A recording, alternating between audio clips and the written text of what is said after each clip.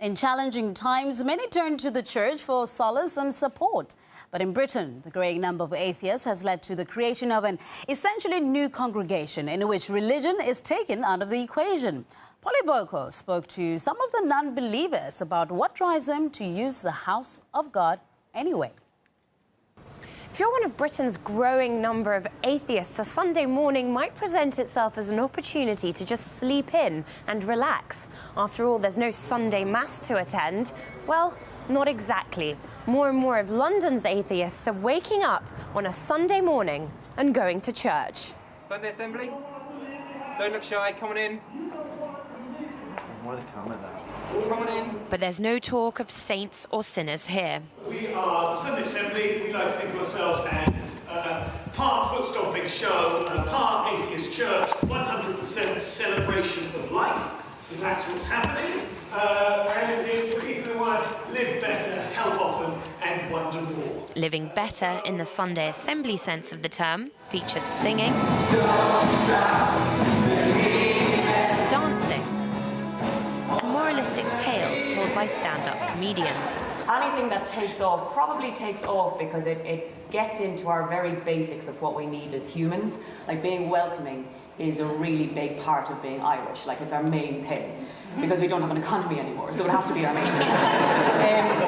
And I've noticed that we're forgetting sometimes to be welcoming. Since its launch, Londoners have been clamouring to attend, with more non-worshippers turning up than can fit into the venue.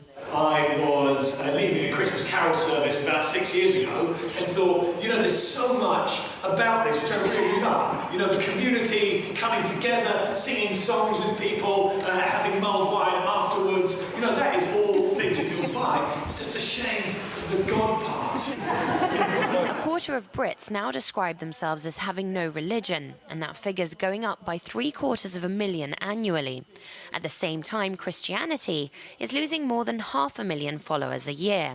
With trends as they are, the number of atheists is set to overtake the number of Christians by 2030. Congregations are getting older and older. And I think we're getting now to the stage where there are second, third generations of people who've just never been in a church. More and more people are finding that the church is not relevant, and particularly where we have the leaders of churches taking positions on women's rights and on gay rights, which are totally at variance from what the majority of people in the congregation think. But these modern-day atheists are still seeking out some sort of spiritual solace.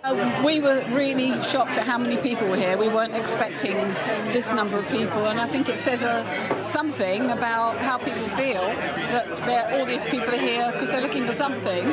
I thought, it'd be interesting to kind of be in a group of people all having a chat about how to live our lives, which you don't kind of get except in pubs. It's odd. I haven't been in a church for a few years. First time I go back. There's no cross in there. No cross except for the first aid cross over here. That's the only one I've seen so far. I think that just because you don't believe in God doesn't mean that you don't want to hear really interesting talks, to think about improving yourself, to sing with others, and then to have a cup of tea with people at the end.